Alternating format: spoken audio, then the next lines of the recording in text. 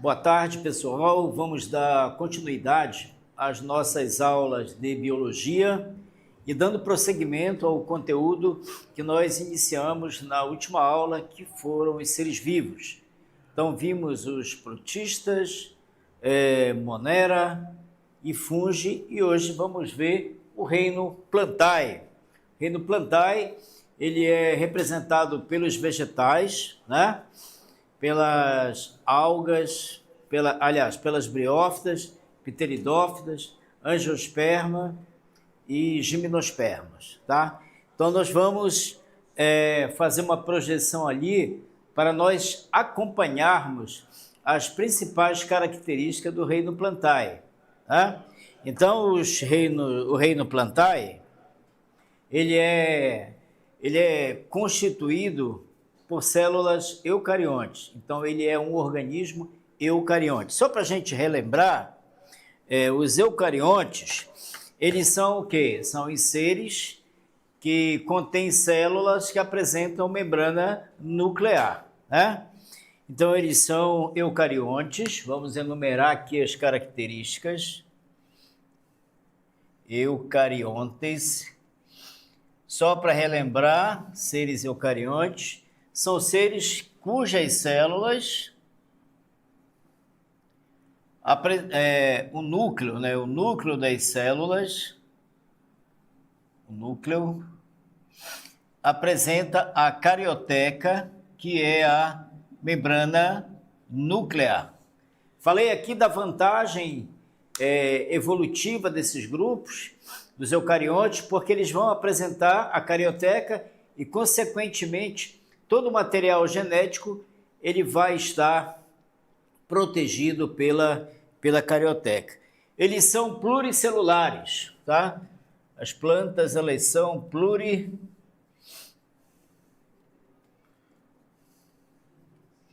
pluricelulares, ou seja, são formados por mais de uma célula, né? Então, eles apresentam células, são formados por mais de uma célula, certo? Mais de uma célula. Então, são os organismos considerados multicelulares, pluricelulares. Eles são autotrófos. Essa é uma característica extremamente importante que nós já falamos aqui também, autotrófo. O que é um ser autotrófo? Ele fabrica, ele produz o seu alimento. Então, os vegetais, eles são extremamente importantes para a manutenção de vida na Terra, porque eles conseguem, através da energia luminosa, mais água e sais minerais, através do mecanismo da fotossíntese, eles conseguem gerar o seu próprio alimento. E eles são, tá? Os vegetais, eles são fotossintetizantes, né? Eles são fotossintetizantes, ou seja, graças a clorofila, que é uma molécula presente dentro dos cloroplastos, eles conseguem realizar a fotossíntese, tá? Eles conseguem realizar a fotossíntese, que nada mais é do que água mais os sais minerais, na presença de luz, né? Mas na presença de luz vai dar origem a um carboidrato que eu aqui vou representar pela molécula mais O2 mais água, tá? Então aqui nós temos a equação sintética da fotossíntese, que é o mecanismo pelo qual habilita os vegetais a serem seres autotróficos, ou seja, produzir o seu próprio alimento. Eles produzem o seu próprio alimento através dessa reação fantástica, uma reação extremamente importante para a vida no planeta. Então, as plantas absorvem água e sais minerais do solo, retiram o gás carbônico do meio ambiente, a luz solar ela incide nas clorofilas e ocorre uma reação química chamada fotossíntese, que vai dar origem a um carboidrato, e mais o oxigênio, tá?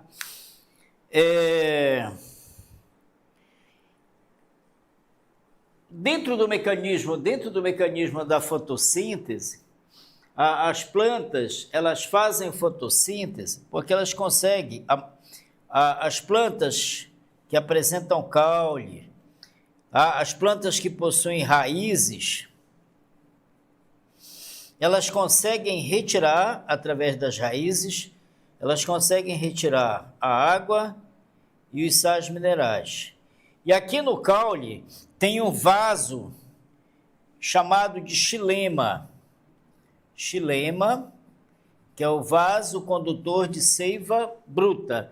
O que seria a seiva bruta? Seria a água mais os sais minerais. E depois, a fotossíntese em geral, a maior taxa fotossintética é realizada na parte aérea da planta. É realizada na folha, né? Realizada na folha, que é a região que apresenta bastante cloroplasto e dentro dos cloroplastos com bastante clorofila, tá bom? E depois, essa aqui vai ser a seiva elaborada, ou seja, o produto resultante da fotossíntese. Qual é o vaso que vai fazer? Tem um vaso chamado de floema, que vai fazer o transporte da seiva elaborada para todas as regiões de síntese da planta, tá? Os vegetais, eles são predominantemente terrestres, mas existem espécies que são aquáticas, por exemplo, as macrófitas e algumas outras plantinhas aquáticas. E o tamanho das árvores são tamanhos variados, né? Por exemplo, nós temos porte herbáceo, porte arbóreo, né? Então, dentro de uma floresta, você consegue mensurar as estratificações de acordo com o tamanho das plantas. Eu agora vou projetar aqui na nossa tela interativa uma célula vegetal, né, para a gente vai reforçar. Nós já vimos isso em aulas anteriores. E aqui nós temos, por exemplo, a clorofila encontra-se dentro dos plastos, também chamados de cloroplasto. Qual a importância da clorofila no processo da fotossíntese? É exatamente dentro da clorofila. A clorofila é uma molécula de pigmentação verde, inclusive ela é responsável pela predominância da cor verde nas plantas, principalmente folhas, e é dentro das clorofilas que ocorre a reação da fotossíntese, ou seja, a conversão de substâncias à base de água mais sais minerais, na presença de luz e gás carbônico, vai produzir um carboidrato extremamente importante que vai além da sustentação, vai subsidiar todas as reações fisiológicas e metabólicas das plantas, também servem para mover o fluxo de energia, mover essas moléculas resultantes da fotossíntese para os demais seres que realizam a interação trófica com as plantas, tá? Então, aqui ao lado, a gente vê uma célula vegetal e aqui, exatamente, bem no cantinho direito, a gente vê um cloroplasto com várias clorofilas emergidas dentro dessa organela. Então, aí nós temos um tecido foliar, um tecido foliar, e ali com várias clorofilas, né? com vários cloroplastos, e dentro dos cloroplastos nós temos o armazenamento das clorofilas.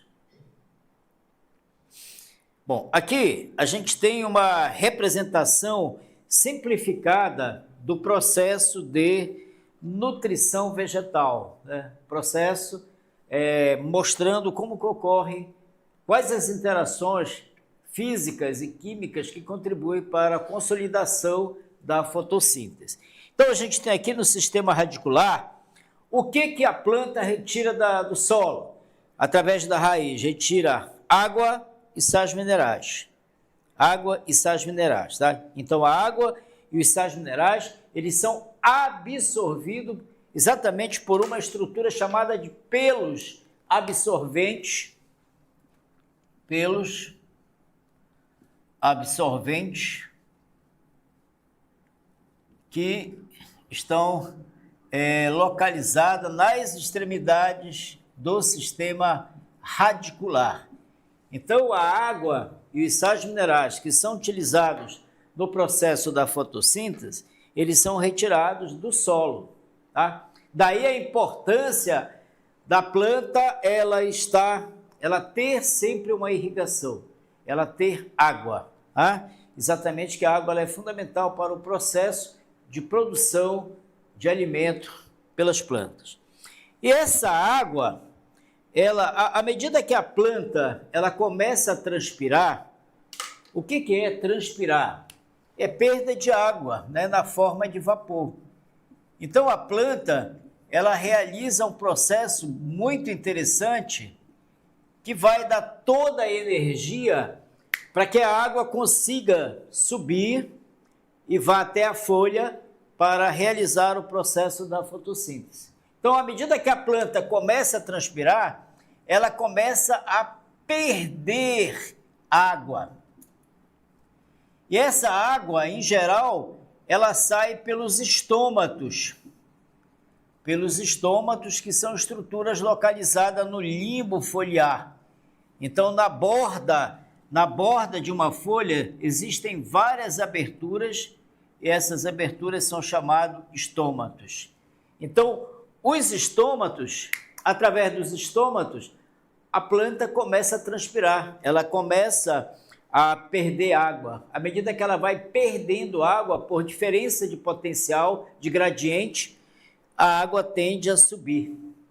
Então, a água sobe por um vaso. Qual é o vaso que conduz água e sais minerais? O xilema. Xilema.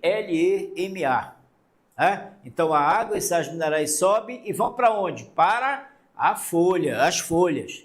Lá nas folhas, exatamente para dentro do cloroplasto e para dentro da clorofila. É exatamente nessa região, nessas estruturas, que ocorre o processo da fotossíntese. Então, mais uma vez, repetindo. Para a fotossíntese, para a realização do processo fotossintético, é necessário que a planta consiga retirar água e sais minerais do solo.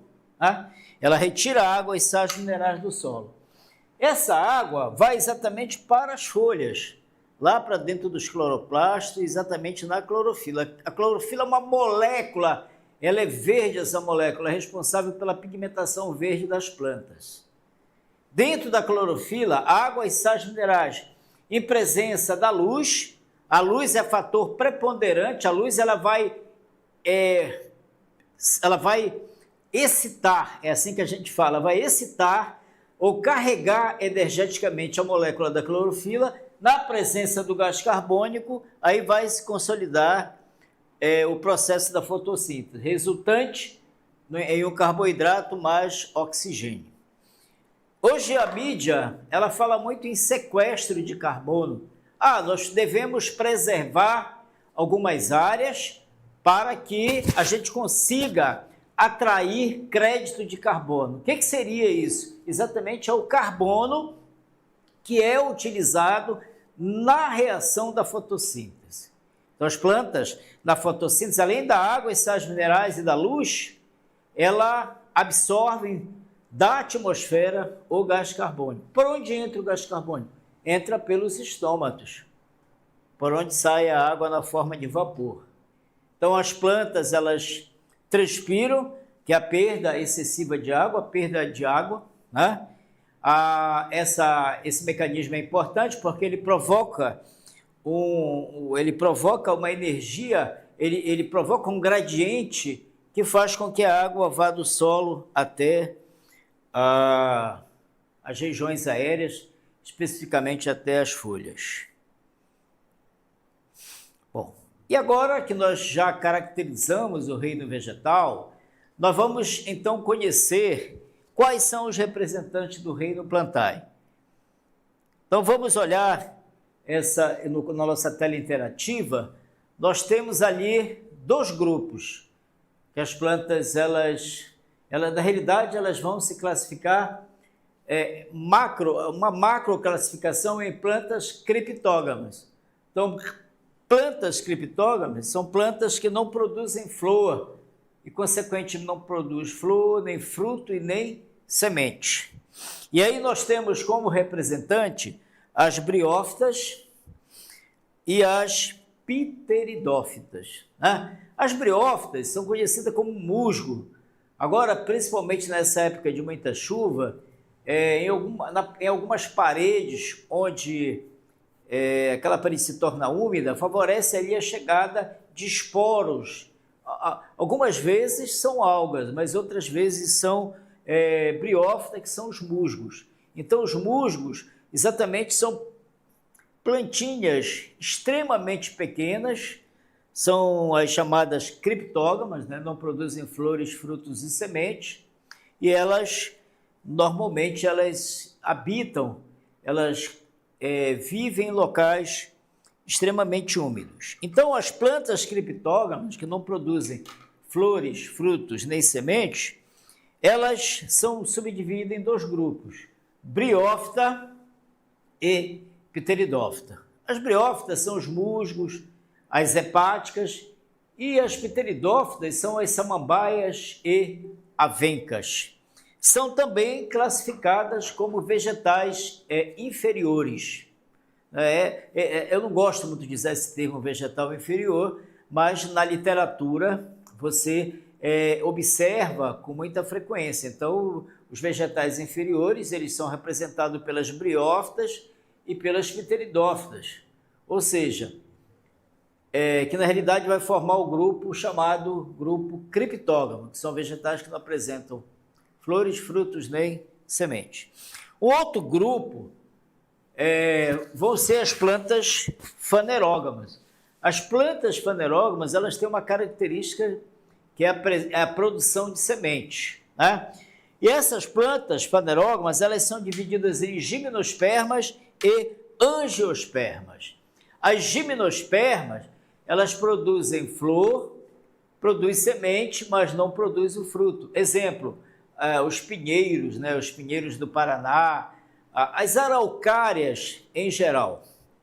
Essas plantas, elas são classificadas como gimnospermas, são plantas que não produzem frutos, mas produzem flor e semente. Lá no sul, na região sul, em especial no estado do Paraná, tem um ambiente chamado floresta de araucárias, né? Então, essas florestas, elas produzem uma semente que é muito apreciada na alimentação.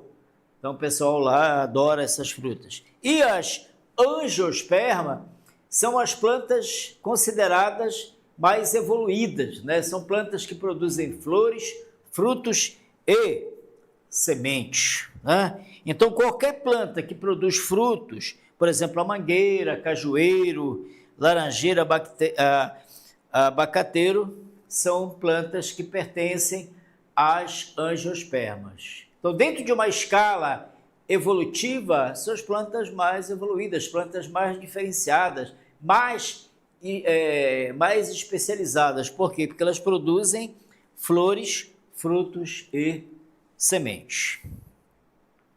Aqui nós temos na nossa tela interativa ali as briófitas, uma fotografia com aumento bem considerável. Mais uma vez, as briófitas são musgos, tá?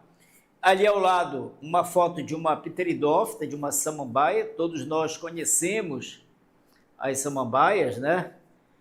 As samambaias, o pessoal utiliza muito na jardinagem, nas pessoas que cultivam samambaia para ornamentação. E ali nós temos uma araucária, que é o representante dos representantes mais conhecidos das gimnospermas.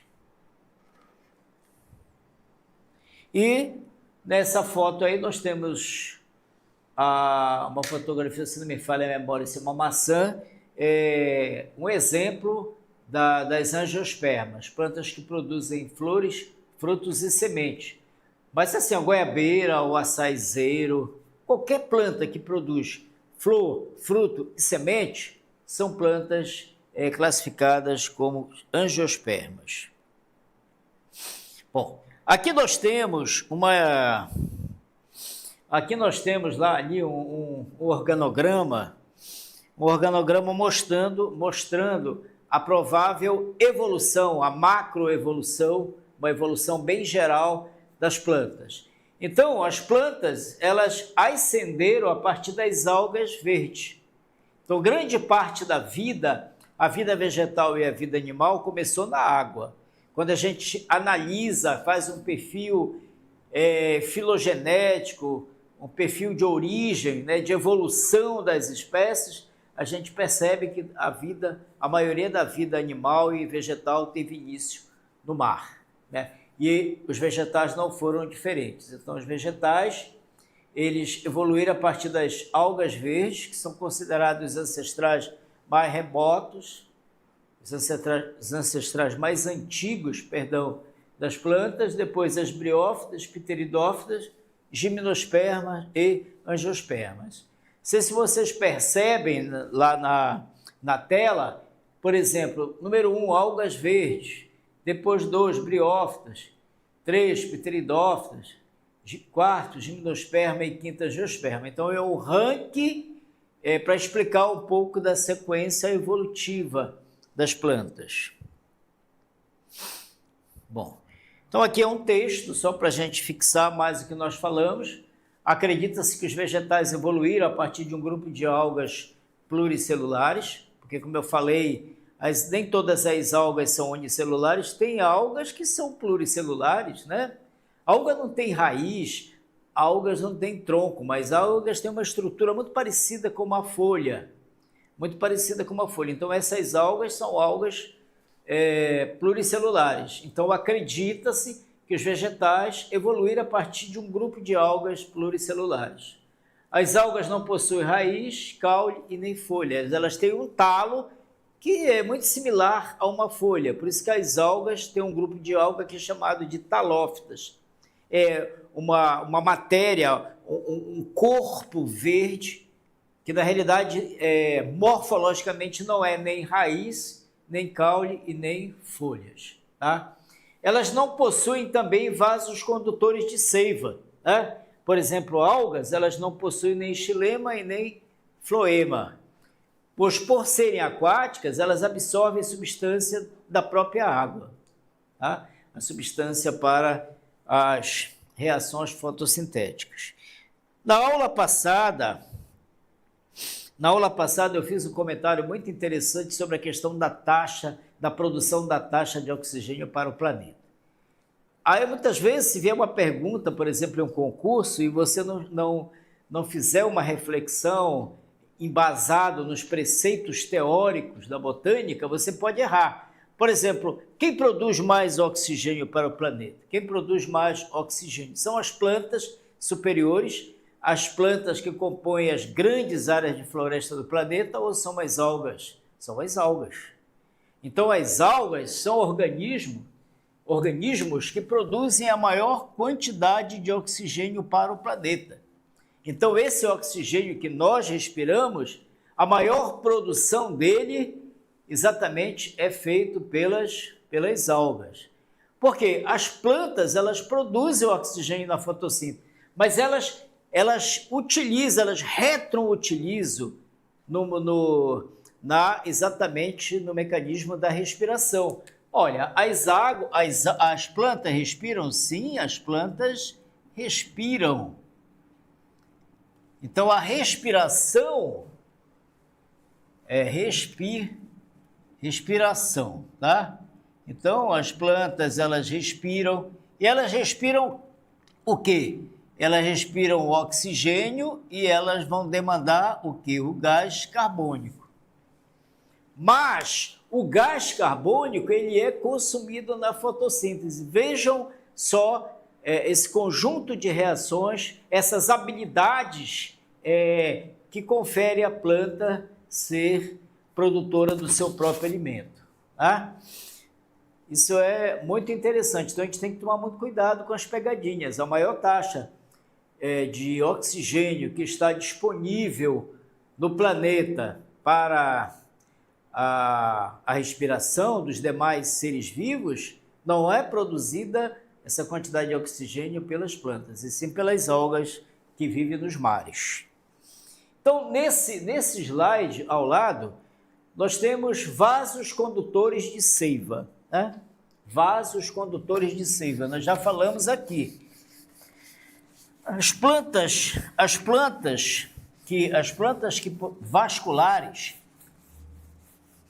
têm também um conceito anatômico que ele é muito utilizado exatamente nos concursos, nos mais variados concursos, que podem causar uma certa confusão na hora da resolução de uma questão. Tem as plantas vasculares e tem as plantas avasculares. Quais são as plantas vasculares? São as plantas que possuem xilema e floema, ou seja, são as plantas que apresentam vasos condutores de seiva. Tá? Por exemplo, o xilema, especializado na condução de água e sais minerais, e o floema, a substância da seiva elaborada, ou seja, todo o produto, toda a substância que é produzida, que é metabolizada a partir dos carboidratos gerados na fotossíntese. Essas substâncias, elas são transportadas pelo floema. Então, quais são as plantas vasculares? As plantas vasculares são as angiospermas. Aliás, eu vou colocar aqui para escrever melhor. São as plantas, as gimnospermas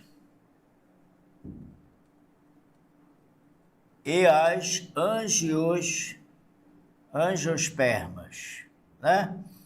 Então, essas plantas, que são as plantas consideradas superiores, porque apresentam o mais alto grau de desenvolvimento dos órgãos superiores, elas apresentam vasos condutores de seivas. Então, elas são vasculares. E as avasculares estão representados pelas briófitas e pelas pteridófitas.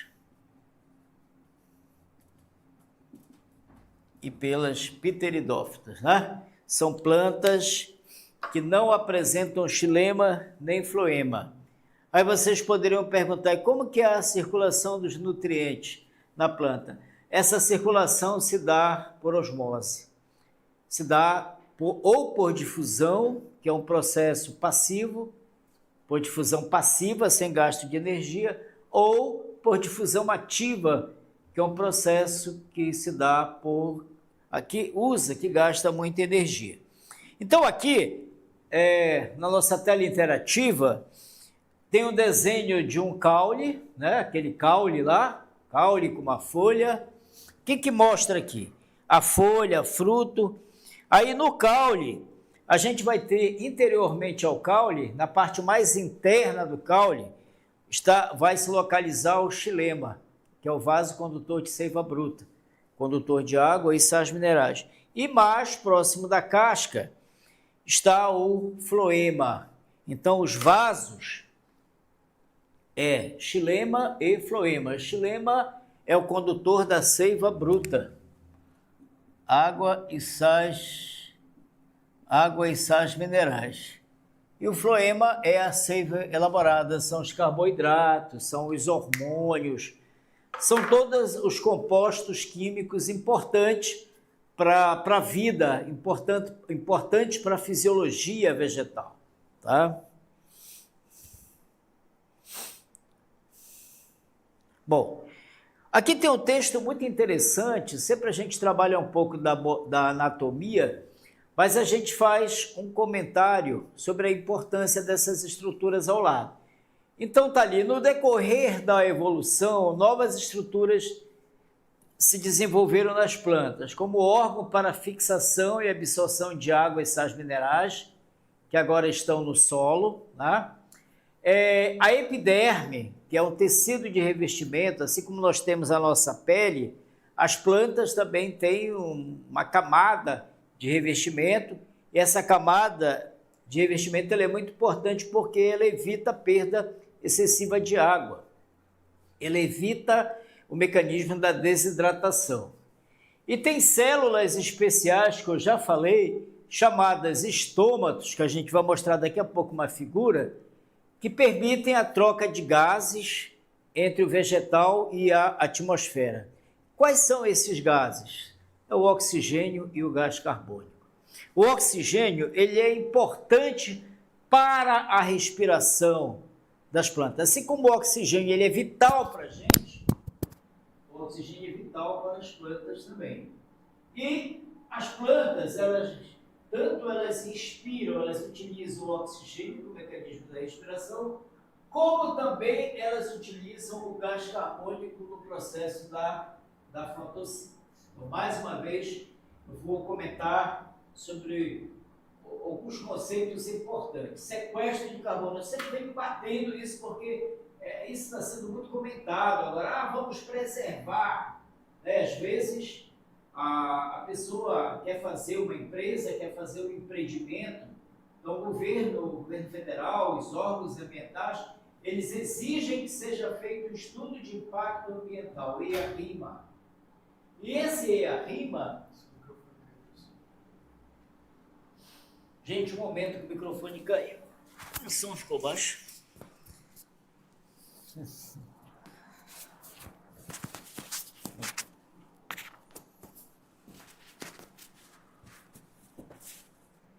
Tá, beleza.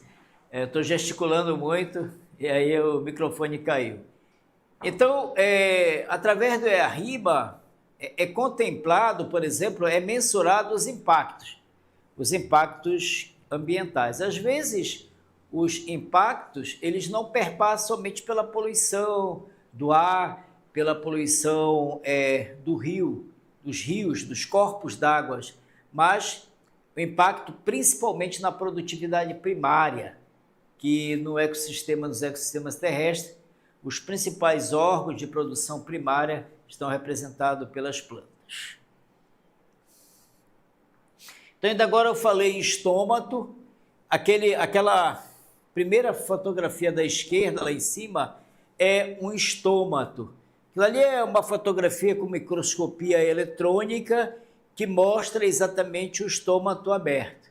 Então, pelo estômato, as plantas elas retiram da atmosfera o oxigênio, retiram o gás carbônico também aliás, elas absorvem da atmosfera o gás carbônico para a fotossíntese e elas eliminam também o oxigênio no mecanismo da fotossíntese e sequestra a quantidade excessiva de carbono.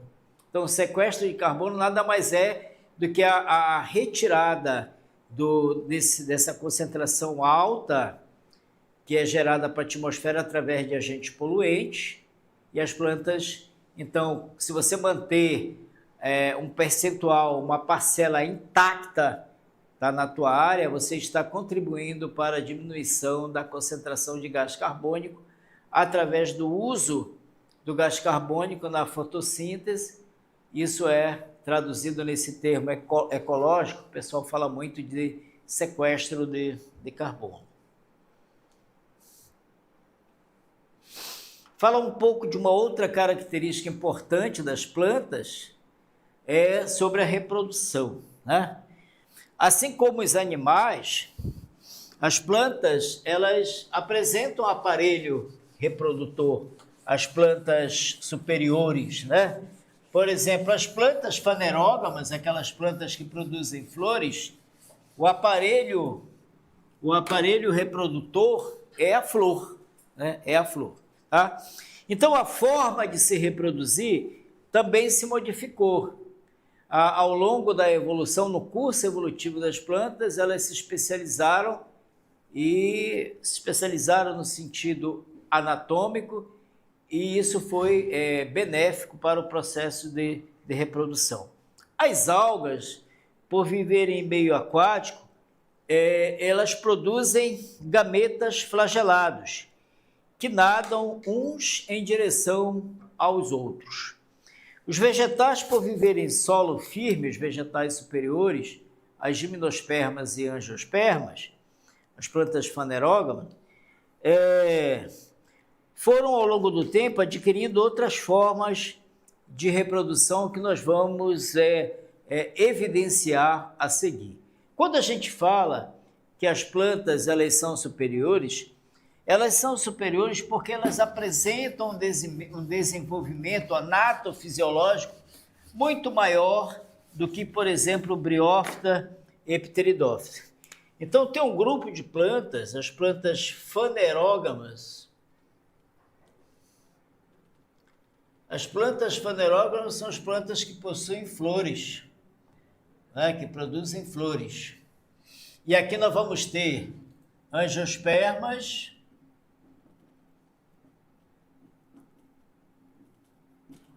e as gimnospermas.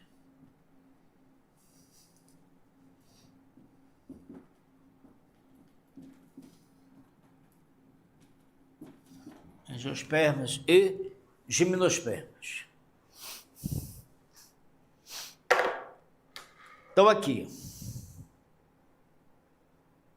Então, vamos falar agora, grupo a grupo, como é o mecanismo, como se dá o mecanismo da reprodução de todos os grupos de plantas que nós falamos.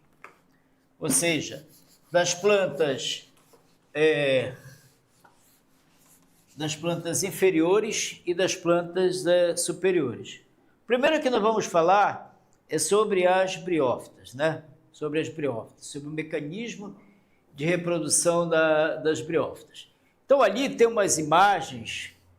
Vamos falar um pouco primeiro da ecologia das briófitas, sobre a distribuição geográfica, onde é que existem briófitas no planeta. Então, a gente observa ali ao lado, nós temos aqui essa imagem, temos uma rocha lá, aquela primeira foto da esquerda, tem uma rocha, e essa rocha ela está totalmente coberta por briófita, que são os musgos.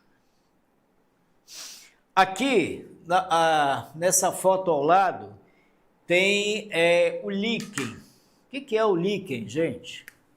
Então, nós temos um tronco, e normalmente, quando as plantas elas estão localizadas em áreas conservadas, há a formação de líquens, que normalmente são manchas de cor esverdeada, né?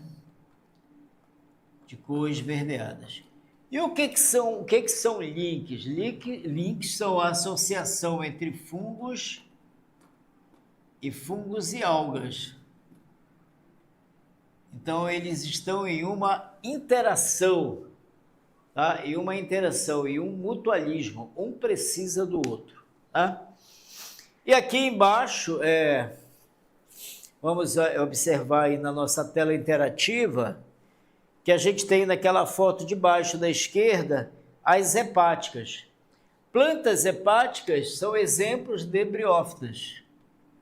Exemplos de briófitas. Exemplos são hepáticas. Hepáticas. Então, tem as briófitas, elas são representadas pelas hepáticas e pelos musgos. Pelos musgos. Tá?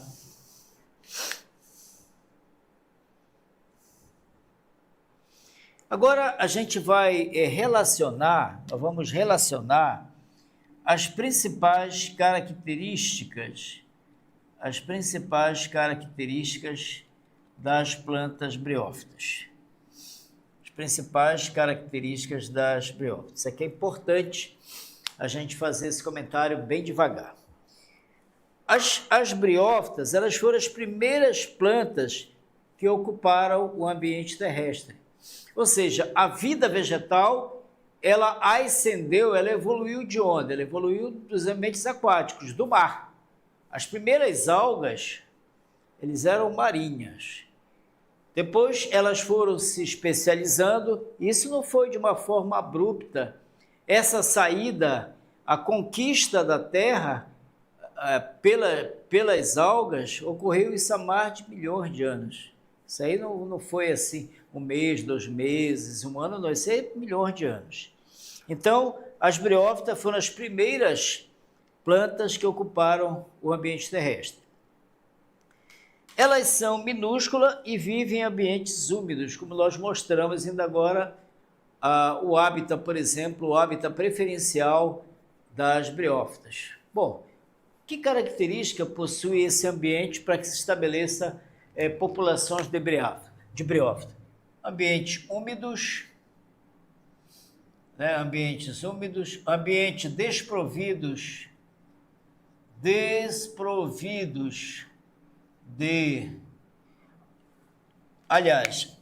ambientes desprovidos de poluição. Você dificilmente vai encontrar briófitas em ambientes poluídos. Então, a presença de briófitas é o indicador biológico de boa qualidade ambiental. Uma outra característica anatômica importante. As briófitas não produzem, né? Elas não apresentam flores.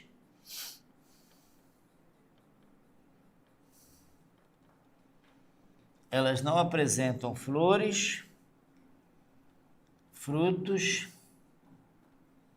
e semente. Né? Elas não produzem flores, frutos, nem semente. E nem flores, frutos e semente. Elas apresentam rizóide, isso aqui é muito importante, tá? Elas apresentam rizóide, calóide, tá? E filóide. Essas estruturas aqui, gente, rizóide, calóide e filóide, elas se assemelham muito ao rizóide, por exemplo, se assemelha à raiz, mas não é uma raiz. Tá? Se você olha assim, tem briófitas, tem hepáticas, por exemplo. A hepática é uma briófita que já tem um corpo muito mais desenvolvido do que os musgos, por exemplo. Então, você tem a impressão que ela tem folha, que tem caule e que tem raiz, mas não apresentam, tá? São estruturas semelhantes, mas que não tem uma estrutura anatômica, não existe estrutura anatofisiológica que você pudesse garantir que trata-se de uma raiz. São estruturas parecidas, semelhantes. A epiderme já apresenta uma fina cera que confere uma certa impermeabilização aos estômatos, confere uma proteção aos estômatos. Elas são avasculares, né?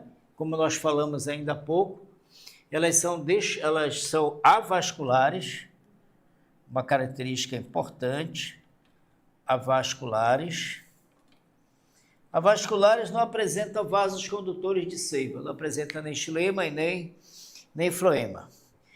Bom, a água, ela é absorvida, a água para o processo fotossintético, ela é absorvida pelo rizoide e ela é transportada lentamente. Por exemplo, porque eu não sou um bom desenhista, mas eu vou tentar desenhar uma hepática aqui. A hepática tem os filóides, tem uma estrutura muito parecida com o caule, que é chamado de caloide, e tem umas estruturas muito parecidas com raízes, que recebe o nome de rizóide. Rizóide, né? Bom, então a água, por exemplo, ela é absorvida pelo rizóide. Vejam que a gente já tem um marco evolutivo, nós já temos um indício, né, de que a gente percebe nitidamente a evolução que veio das algas pluricelulares, depois briófitas, né, pteridófitas, as gimnospermas, até chegar nas angiospermas. Então a água, ela é absorvida pelo rizóide e transportada lentamente de célula a célula. Então não existe vaso condutor de água e seiva bruta. O transporte, ele vai de célula a célula por difusão.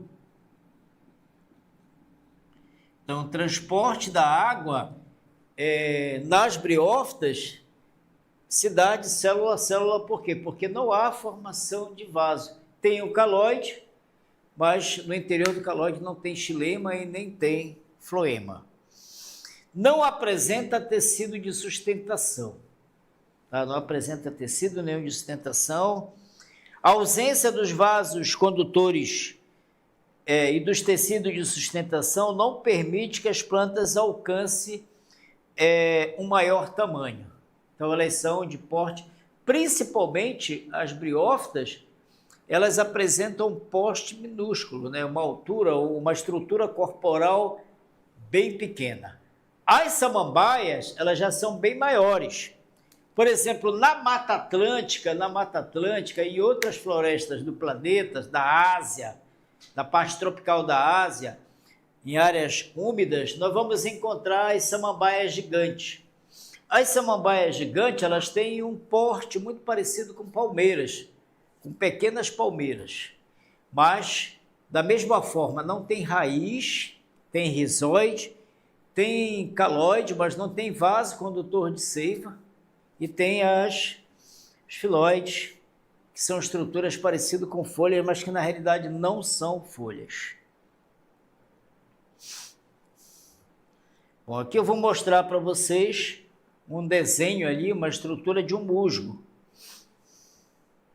Uma estrutura de um musgo, tá? Prestem atenção ali para aquela parte de cor marrom embaixo, é o rizóide, que é uma pseudo-raiz. Na realidade não é nem uma pseudo-raiz, não é, se assemelha, mas não é. Aí tem um caule, né? Caloide, e tem um filóide, que são as estruturas parecidas com folhas. Bom, ali tem dois termos interessantes. Tem o gametófito feminino, que é a estrutura que vai produzir o gameta feminino, o óvulo, e tem lá o esporófito, que é a estrutura que vai produzir o gameta masculino. Então tem ali a haste, que é uma estrutura que vai fazer parte do esporófito, e a cápsula, onde vai estar localizados os gametas masculinos. Então aquilo ali é uma estrutura típica, característica de um musgo. Nós temos na base o gametófito feminino e em cima o esporófito. Aqui é uma fotografia real de uma briófita ali, mostrando o gametófito, o esporófito, né, que é aquela estrutura que vai se formar no ápice da haste. E aqui é o ciclo de vida, o ciclo reprodutivo de uma briófita. Vamos explicar bem devagar. Aqui, naquela primeira imagem do lado esquerdo, a gente tem uma planta que é uma planta masculina, uma briófita masculina e uma briófita feminina. Exatamente, o nome da estrutura que vai produzir o gameta é o anterozoide. O anterozoide é uma estrutura que vai se localizar no ápice da planta macho, da briófita macho. E tem bem em cima o osfera, tá? Exatamente o anterozoide e a osfera. Anterozoide é o nome do gameta masculino, né?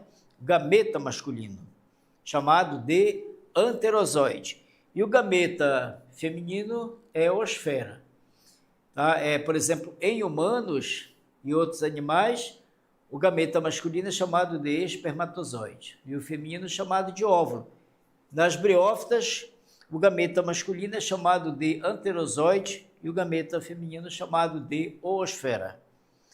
Então, vamos aqui. Esses esporos, eles são lançados pelo ar, eles são dispersados pelo ar.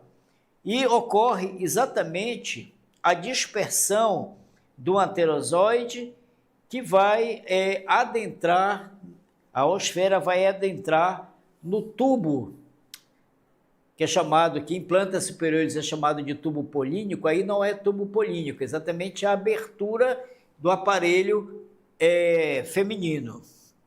Então vai ocorrer a fecundação, depois vai haver a formação de um embrião. Esse embrião ele vai crescer, vai se desenvolver e depois ele vai se responsabilizar pela demanda dos esporos, que como se fossem já células que... É como se fosse um ovo. O ovo não é o gameta, o ovo é resultante da união do gameta masculino com o gameta feminino. Há a formação do ovo. Aqui não há formação de ovo, há a formação de esporos. E esses esporos, existem esporo tanto masculino quanto esporos feminino que são lançados para o meio ambiente e que vai haver o crescimento, vai haver a germinação e essa planta ela começa a sofrer sucessivas divisões mitóticas e cresce. Então aqui é o ciclo de vida de um musgo. É um ciclo extremamente simples,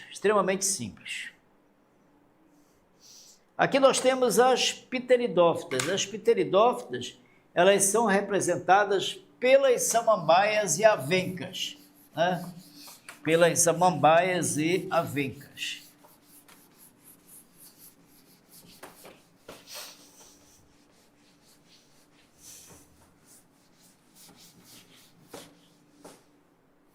Então, as pteridófitas.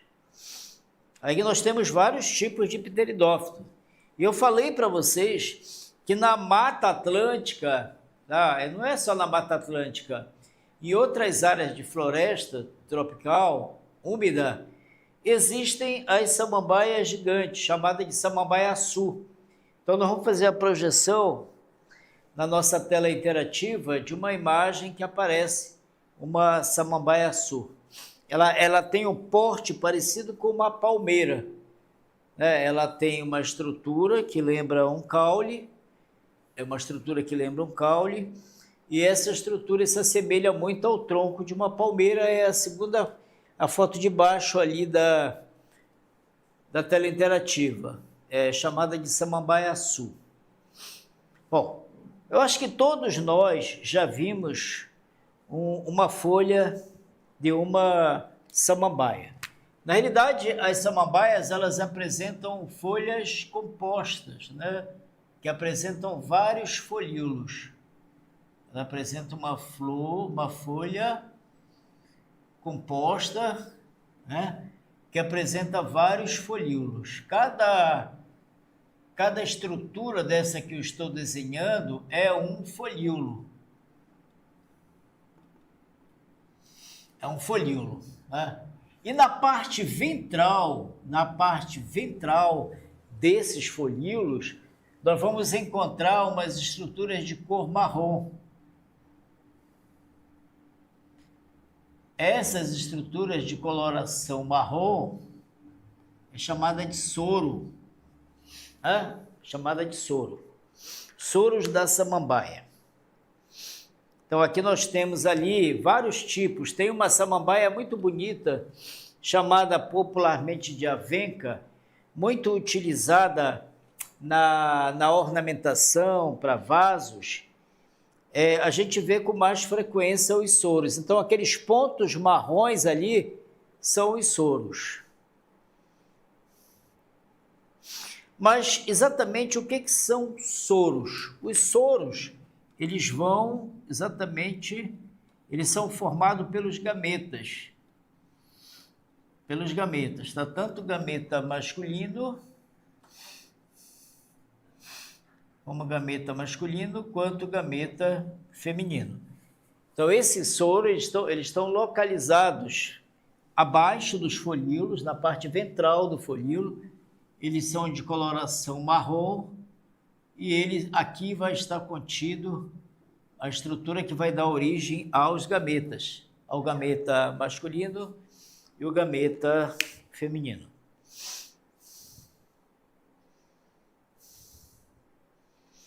Eu vou colocar essa imagem tá bem interessante. Eu quero que vocês observem lá. Isso aqui é mais ou menos o ciclo evolutivo. No Enem, às vezes, faz tempo que não vê uma questão com desenho, mas normalmente em concursos, esse assunto ele é muito cobrado exatamente nesse aspecto aqui, o aspecto da reprodução, do ciclo reprodutivo, porque causa uma certa confusão. Então, os soros, tá, que são aquelas bolinhas marrons, localizadas na parte ventral da folha, ele apresenta o esporanjo, tá? Ele apresenta os esporanjos. Esses esporanjos, eles vão dar origem ao quê? Aos esporos. Então, os soros, dentro dos soros, vão se formar os esporanjos. Os esporanjos. E os esporanjos, exatamente, eles vão dar origem ao quê? Aos esporos. Eles vão dar origem aos esporos. Esses esporos, quando eles saem da planta, porque quando esse soro ele madura, ele já forma os esporanjos que estão aqui dentro, forma os esporos. Esses esporanjos, eles se abrem e os esporos são dispersados pelo vento.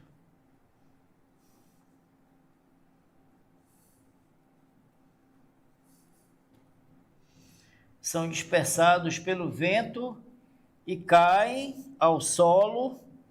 O solo tem que estar úmido, esse solo, e depois eles vão germinar, né? Eles vão cair no solo, tá? E vão formar uma estrutura chamada protalo.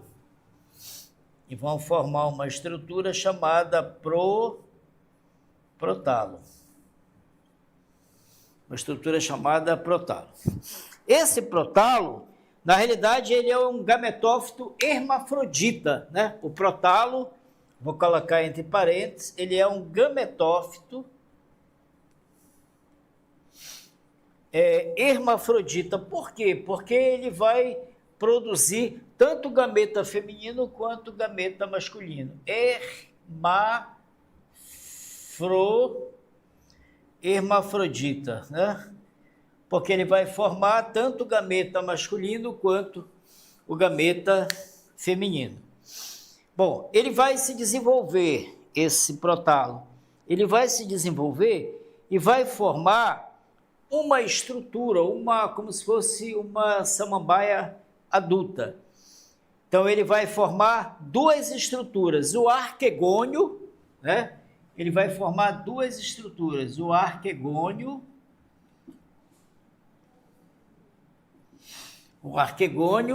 né?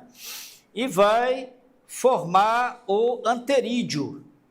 Ele vai formar o arquegônio e vai formar o anterídeo.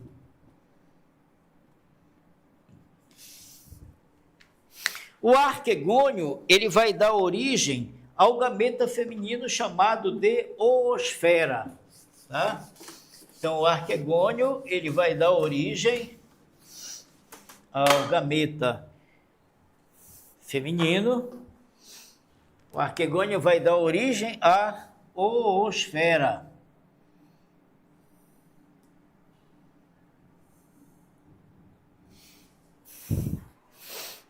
Oosfera. E o anterídeo vai dar origem aos anterozoides. Aos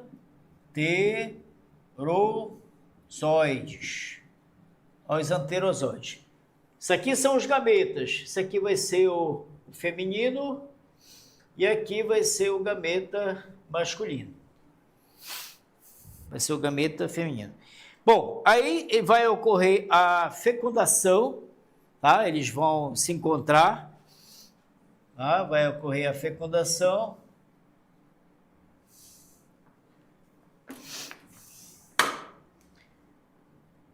Vai ocorrer a fecundação e vai dar origem ao zigoto. Tá? Aí está tudo aqui no nosso mapa. Vai dar origem ao zigoto. Esse zigoto ele vai se desenvolver e vai formar um protalo e um esporófito jovem. Vai haver o zigoto para haver a formação de um indivíduo. O indivíduo maduro, né? O indivíduo adulto.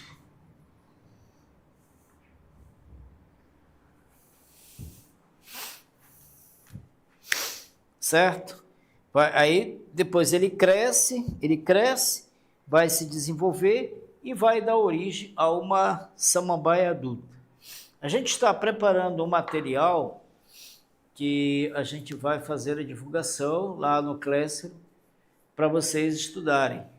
Mas eu dou um conselho para vocês. Tudo o que a gente comenta aqui, vocês anotem e vocês busquem estudar em livros. Então, a pessoa que está se preparando para o Enem, obviamente tem que ter o contato com os professores, tem que ter o contato com esse canal de divulgação de conhecimento, que no caso é o Desafio, está preparando para o Enem e preparando para os concursos em geral, em especial do CFO, e você tem que buscar ler livros, porque os livros eles fazem uma contextualização muito melhor, tá? Uma contextualização bem mais ampliada. Tá? Então aí nós temos ali, gente, a comparação do ciclo da briófita com o ciclo da pteridófita. Eu vou postar esse material no Classroom, tá? Para que vocês consigam ler, consigam estudar. Isso é um resumo da nossa aula. Então, bora só para a gente recapitular, que nós já estamos na reta final da nossa aula. Então, as briófitas, elas são avasculares, as pteridófitas também. O que são plantas avasculares? São plantas que não produzem vasos condutor de seiva, não tem xilema nem floema, tá? Possuem porte pequeno, as briófitas. Já a samambaia possui médio porte, com exceção das samambaias açu, são as samambaias gigantes. E elas não possuem caule, nem raiz, nem folha verdadeira. As briófitas possuem rizóide, caloide e filóide. Já as samambaias, elas já apresentam uma estrutura quase como se fosse uma raiz, um caule, já é considerado, alguns botânicos consideram como raiz, caule e folhas. Agora, ambas, nem briófitas nem pteridófitas, não produzem semente, nem flores, e não possuem semente nem flores também as pteridófitas, tá? Tanto a briófita quanto a pteridófita, elas têm o hábitat exclusivo. Qual seria o hábitat? O hábitats úmidos, tá? Que tem água, tem bastante água, com umidade muito alta, umidade nunca menor que maior igual a 80%, porque elas precisam de água para o seu ciclo vital. Por exemplo, ali a gente percebe o ciclo, todo esse ciclo de vida, de desenvolvimento das samambaias e também das pteridófitas, eles precisam de água para que as células, os gametas, consigam se locomover e consigam se fecundar e consigam se desenvolver.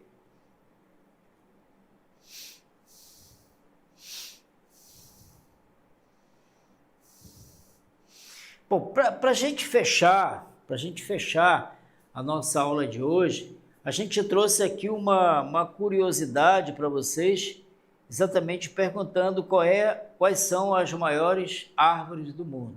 Então, lá nos Estados Unidos tem uma planta, uma gimnosperma, que ela recebe uma nomenclatura popular chamada de sequoia. Sequoia. Né? Então, é uma árvore que a maior que tem lá apresenta aproximadamente 89 metros de altura. 89 metros de altura. Recentemente, aqui na Amazônia, foi descoberto umas árvores, aqui inclusive na floresta do Amapá, nas florestas do sul do Amapá, que são os angelins, né? Os angelins. E um angelim desse foi feita a medida, ele possui aproximadamente 90 metros de altura. São as árvores gigantes. Mas vamos fazer a projeção da tela interativa para a gente ver, por exemplo, aquela moça que está bem na base do caule dessas plantas. Observem lá, elas são tão frondosas, elas são tão desenvolvidas sob o ponto de vista da altura quanto do diâmetro do caule. Olha, o ser humano é uma pessoa, uma moça, ela parece minúscula próximo do tronco dessas árvores. Então, por exemplo, a altura acima da base, 83,8 metros, né? 83,8 metros. A circunferência da base, que seria o diâmetro, de 31 metros.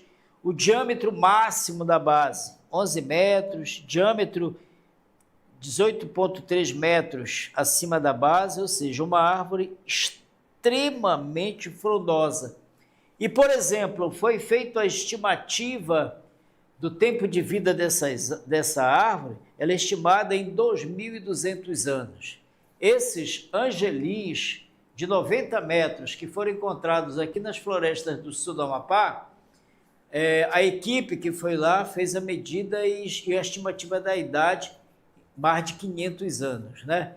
Então, quando a expedição de Cabral chegou aqui no Porto Cabral, lá em Salvador,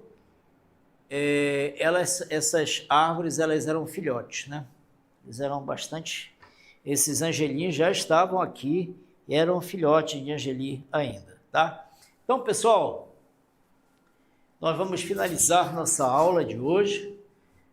Na segunda-feira nós estaremos aqui e iremos dar continuidade à nossa aula, tá? Tenham todos uma boa tarde, bom estudo e não esqueçam, tem que estudar, tá? E continue ligado aqui no Desafio, que esse é o melhor curso preparatório para vestibular e concursos do Brasil.